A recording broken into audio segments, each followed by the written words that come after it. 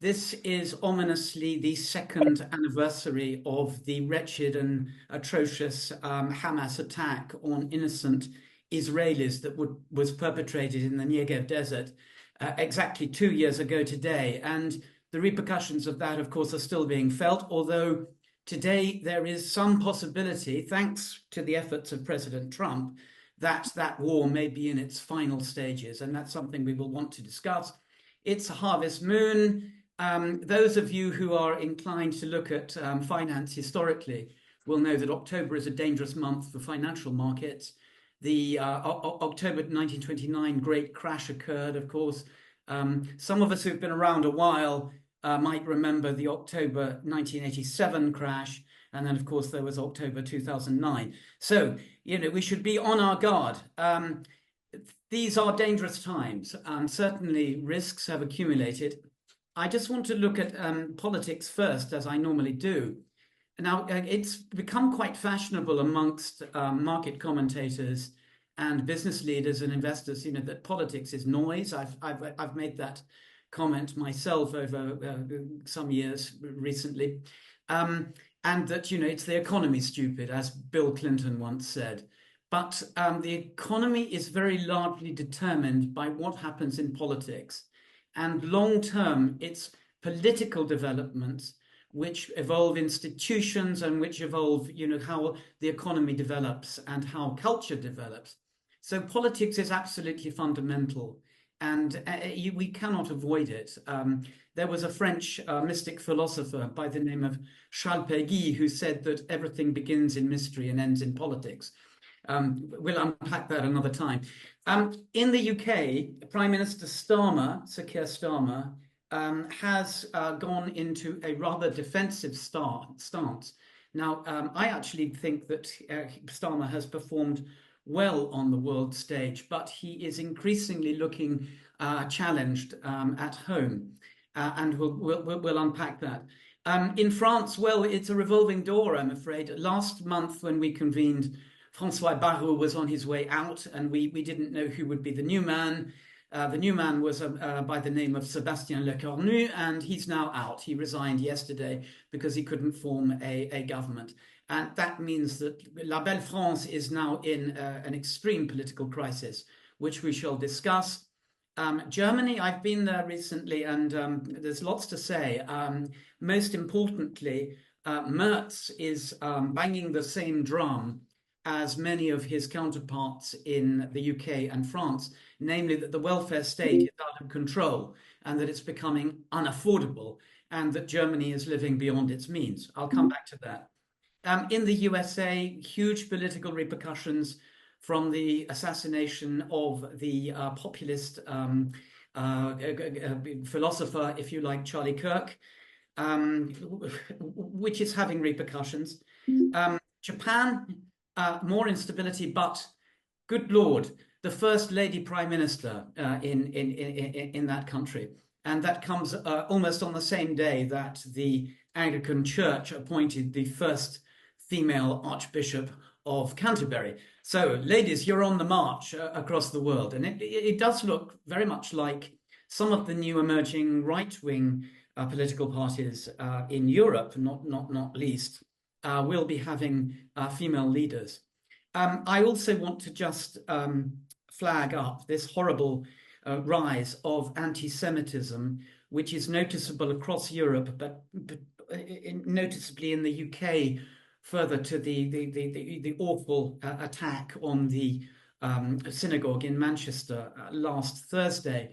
And, again, with my historical hat on, it was Cromwell in the 1660s, the 1650s, during the so-called Commonwealth, which was really a republic, given that the monarch had been executed. He allowed the Jews to settle in the UK and, in fact, encouraged them to form businesses here. And I believe I'm correct in saying that not a single Jew has been killed for being Jewish in England since the 17th century until Thursday. And that's a pretty sober thing to reflect upon. In financial markets, I think that it's underestimated the extent to which the Bank of England program of quantitative tightening, that is to say, they're selling off these large portfolios of government bonds back into the market, that is having an upward effect on rates, which means that it's unlikely that further rate cuts will be able to occur before the end of this year or before next year. Moreover, inflation in the UK is significantly higher than in the rest of the G7. There is a risk of contagion in the bond markets because, as we saw yesterday, further to the resignation of the fifth French Prime Minister within 2 years, French government bond yields soared, and that affected the UK gilts market as well, because UK gilts were pushed up. That's why you remember I called UK and France the ugly sisters, because they have extremely similar fiscal challenges. France was downgraded by the rating agency. The French have a tendency to shrug these things off, but it's quite interesting that now Italy is borrowing money cheaper than France. EU stocks are a little bit uneasy. French market fell yesterday on political instability concerns. But the main point, which I've also mentioned in the past, is that European stocks are not affected by this euphoria around artificial intelligence, as is the case with the New York market. Looking at alternative assets, Bitcoin is powering up. So crypto is on the rise, partly because the Trump administration seems to favor this asset class. And gold is just rocketing, as indeed we had observed previously. It's just shy of $4,000 a troy ounce. So I said before that gold is a kind of a hedge against war and against against calamity of one kind or another. And what is happening, it does seem, is that central banks across the board, but particularly those of Russia, China, and India, have been dumping US treasuries in anticipation of a slide in the value of the dollar, and restocking with gold. Gold is very much favored by central banks across the board right now, and that means that its value is likely to soar further. Brent crude flat. Oil is not an important commodity in the modern world anymore, it seems, surprisingly enough. The oil price used to drive the economic cycle. That is no longer the case because we have continued supply, largely due to the drill, baby, drill orientation of the US administration. Now, in the world of geopolitics, the Ukraine peace deal it remains elusive. I have something to say about that. But it does look as if Hamas has agreed hesitantly and reluctantly to the 20-point Trump peace plan. And it does look as if the remaining hostages will be released, albeit some of them are sadly already dead. And that will result in the end of hostilities and hopefully the awful humanitarian situation of the people of Gaza will begin to ameliorate. And there's much to say about that, but the situation is looking more hopeful. At the end of September, the UK, Canada, Australia, and France decided so-called to recognize the state of Palestine. Well, this has been referred to as performative diplomacy, because basically, how do you recognize a state which has no defined borders, no government, and no constitution, and which Israel will not recognize? And at the moment, the mood in Israel, as I understand it, is extremely hardened against any so-called two-state solution. I also want to talk about the spread of hybrid warfare, which I'll go on to next. Starting in the 10th of September, a column or a spate of a flight, I don't know what the collective verb for drones is, a murmuration of drones crossed from Ukrainian airspace into Polish airspace. and actually inflicted some damage. There was a house that was destroyed. I'm not entirely clear. I've seen some reports that 3 people were killed. I wasn't quite sure if that was confirmed. But subsequently, there were incursions into Romanian airspace. There were Russian military jets flying over Tallinn, the capital of Estonia, a number of European airports, of which Copenhagen and Aarhus in northern Denmark, and also Munich, reported sightings of, of drones, of objects which caused flight delays across the board. There were also cyber attacks on a number of European airport infrastructure systems, of which London Heathrow, Berlin, and Brussels. This is almost certainly the responsibility of certain state actors. And of course, we all know who we're talking about. The Russians are actively trying to probe NATO's defenses and to test our resolve. And even on Monday, it was suggested by the UK Ministry of Defence that there have been incidents where UK military satellites have been targeted by objects in space. So there is a cyber war, there is a drone war, there is a war in space. Fiona Hill, no relation of mine, she was an advisor in the first Trump administration. She's a Russia expert, fluent Russian speaker. She says we're already at war with Russia. Well, yeah, it's quite disturbing. On the ground in Ukraine, the war grinds on. But you remember this was originally thought by analysts to be some kind of, tank war. You remember in the first 3 days of the war, the long column of tanks coming down the road from the Russian border towards Kiev. It turned out not to be a tank war. Then it was thought to be an artillery war. It's not really an artillery war, except very much in very small pockets. It is a drone war, and to that extent, it has shaken up a lot of our ideas about how modern wars are fought. Now, the Russians have made some gains, but at the same time, Ukrainian resolve has been remarkably resilient. But the fact of the matter is that the Ukrainians are running out of men. And now, while on the other hand, other side of the balance sheet, you might say that the Russian economy is showing signs of stress. Interest rates are north of 20%. There is inflation in the system. There is the fiscal deficit is increasing. But that said, the sanctions regime on Russia has actually proven less than effective. And that's why Donald Trump has threatened to strengthen it further. But it's proving more difficult to do than to envisage. So stepping back from Ukraine for a moment, where there is no immediate outlook for a peace deal, and where the level of tension between East and West is increasing, with Europeans now determined that they must increase their defense expenditure. Although how they do that is something I would question. I just want to look at this overall shift in political opinion, most notable within the UK, but also observable right across Europe. And that is that the entire public discourse has shifted to the right.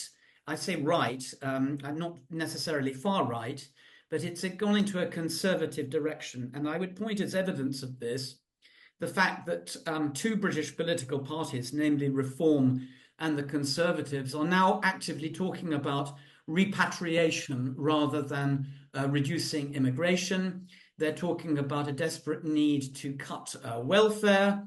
They're talking about the need to increase our military expenditure.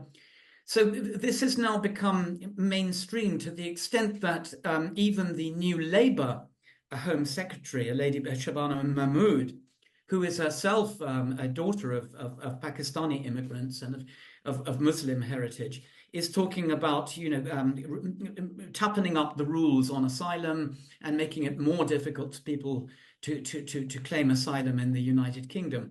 So the entire discourse is moving. Of course, you also have a counter reaction insofar as you have a left-wing movement, which is loosely an alliance of Corbynistas and Greens and pro-Palestinian elements, who are going in the other direction and who actually, argue for, refugees welcome here and so forth. So the factors that are driving this fundamental shift in what we call the Overton window, that is what is acceptable and what is popular, are obviously immigration, which is to the fore right now. It might not still be the overwhelming concern in 2029, but it's definitely top of the agenda right now. The attitude towards net zero, are we really going to cut emissions to zero by 2050 at any cost? The increase in crime, or at least the perceived increase in crime, and of course, perception of declining living standards. So quickly on the UK, Starmer looks very much on the back foot, further to resignations and the complete embarrassment of having to fire our new ambassador in Washington, even though Mendelsohn was actually doing a pretty effective job. But he unfortunately was an accident waiting to happen because his past is so murky, and he's not the only one, because there's a lot more to come out of the Epstein files, in my view. The thing is that there was a challenge, namely in the form of Andy Burnham, the mayor of Manchester, who basically put himself forward as an alternative candidate for Prime Minister. There's a constitutional problem there because he's not a member of the House of Commons, and he can't be. He would have to resign his mayoralty in Manchester. You might recall Boris Johnson was, for a time, Mayor of London and a Member of Parliament for Uxbridge. That's no longer possible. That's been made illegal. So it looks like the Labour tribe has put Starmer in a position where he's got to prove himself by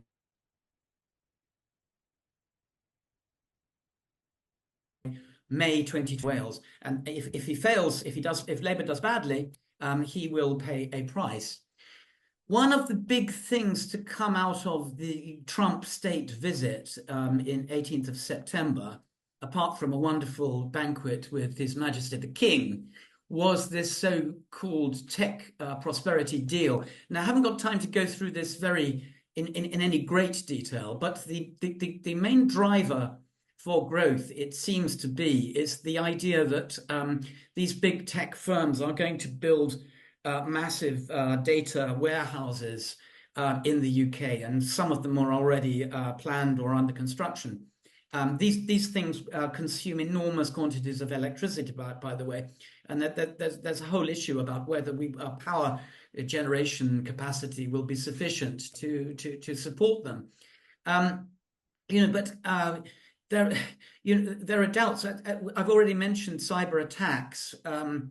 Cybersecurity, notwithstanding state actors or Russia, is now absolutely preeminent, because we had the example of Jaguar Land Rover, which did not produce a single vehicle in the month of September because of a cyber attack.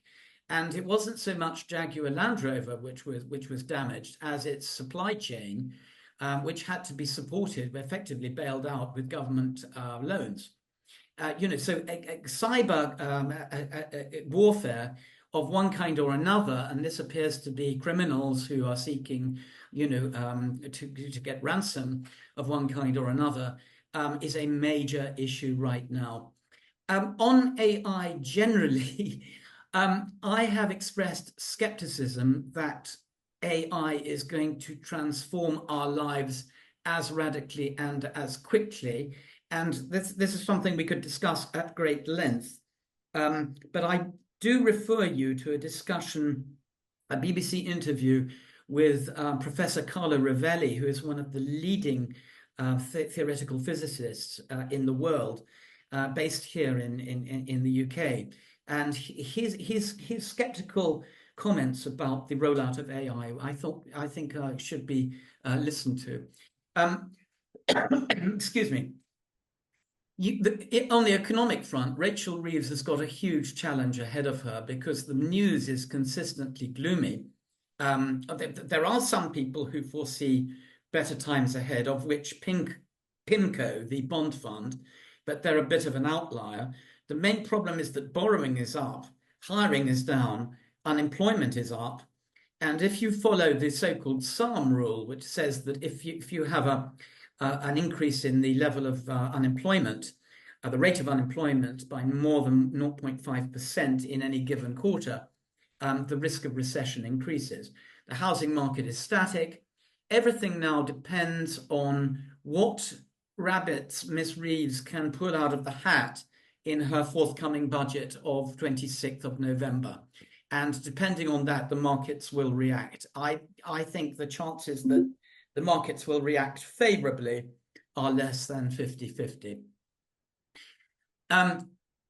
This man is Danny Kruger, who is actually quite an interesting fellow because he's a philosopher and he has defected to reform.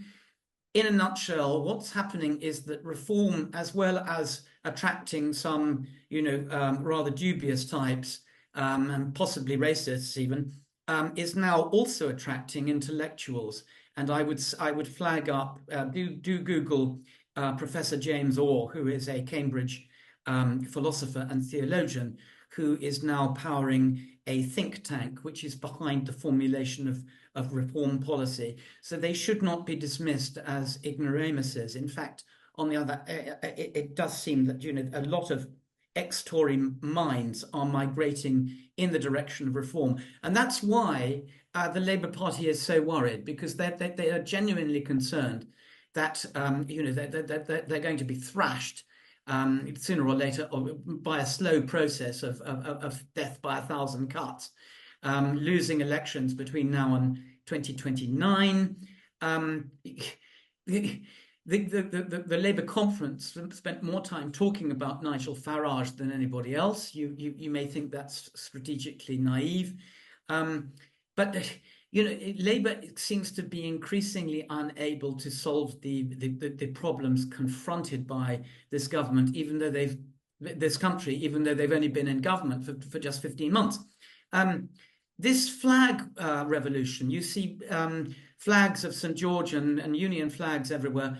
What's going on? Well, if you ask me, it's basically a working class phenomenon of the indigenous white working classes saying, we're still here. And they've been doing that in Scotland and Wales, by the way, and of course in Northern Ireland for a very long time.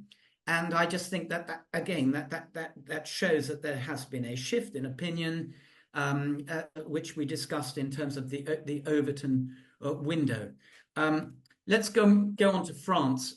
When we convened last month, François Bayrou was on his way out. This man, Sébastien Lecornu, has been in power for 27 days, and he resigned yesterday because fundamentally he concluded that he could not form a viable government.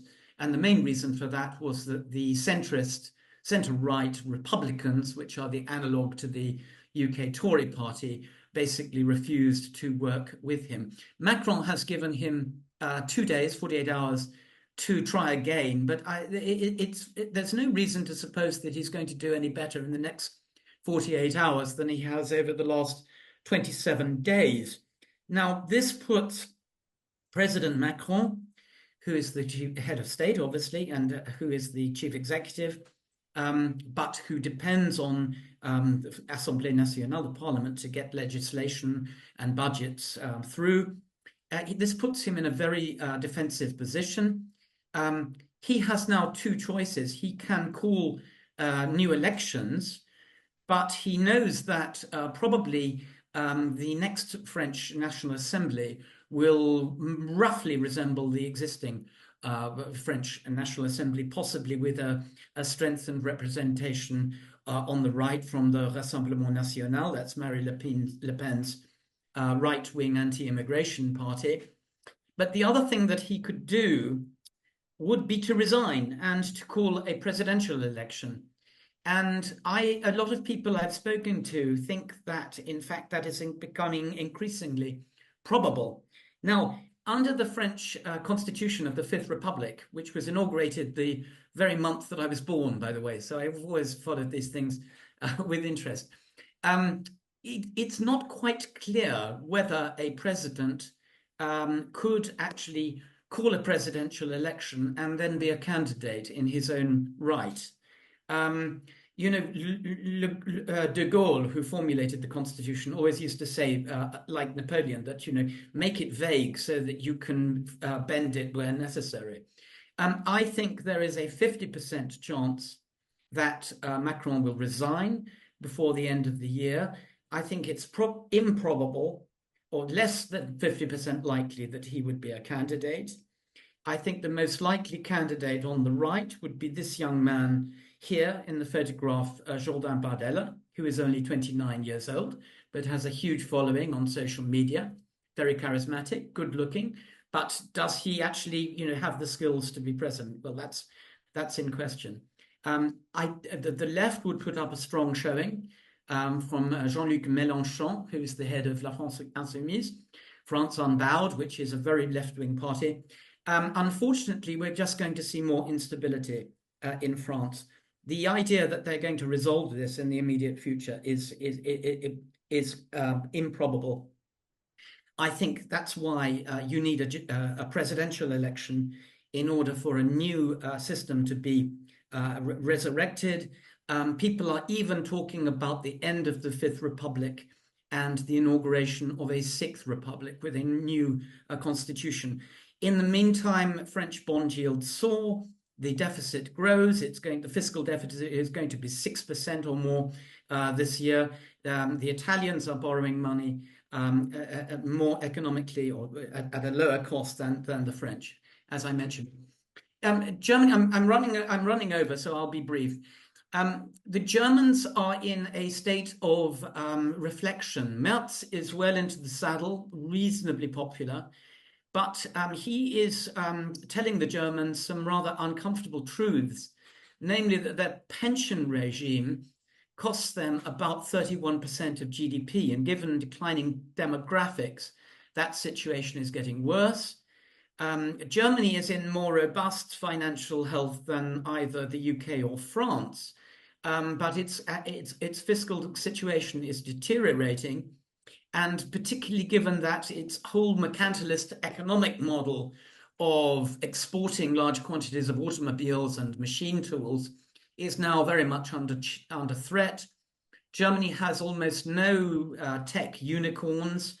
It's notorious that Germany is the last country where people communicate using fax machines. They seem to have bypassed the IT revolution, even though they're superlative engineers. It's a great, just one reflection, having spent a week in Berlin recently. Germany is a young country. You know, Berlin has only been the capital for some 20 years, and there is still a sense that, you know, everything is possible. I would never underestimate the Germans. In the UK, very quickly, rates were cut back in August. There's very little prospect, given persistent inflation at 3.8%, that there will be further cuts this year. And there's more bad news for the government in terms of borrowing costs coming through, with that, you know, the 30-year bond yield coming in at well over 5.5%, meaning that interest costs gobble up a whole lot of the new borrowing that's necessary every month. 6.5 million people claiming out of work benefits. It's not right. You know, something's gonna break. In the Eurozone, pretty much no change in terms of rates or growth outlook, pretty feeble. Inflation contained around the 2% mark.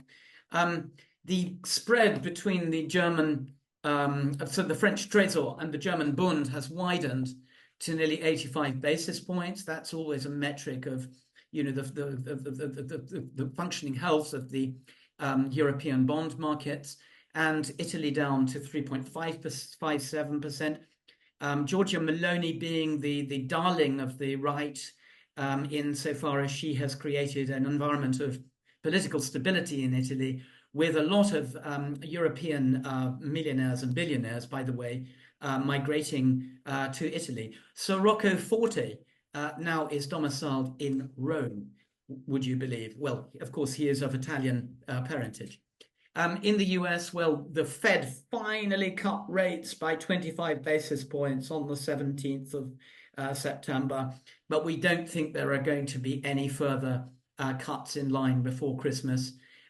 Payroll numbers are disappointing, but the Nasdaq continues to soar away, backed by this exuberance about artificial intelligence and chip makers like Nvidia making further gains with extraordinary valuations. Yields on the US Treasuries are up slightly despite the rate cut. I just want to leave you with one final idea. There was a brilliant interview with my favorite financial historian, Neil Ferguson, by Wilf Frost. And Neil referred to what he calls Ferguson's Law, which is something I've come across before, and I think I've shared with you in the past, which is that when a country spends more on interest costs than on defense, it is well into decline. And Ferguson has applied this way back over 500 years of history since the Spanish Empire. That's it. Thank you.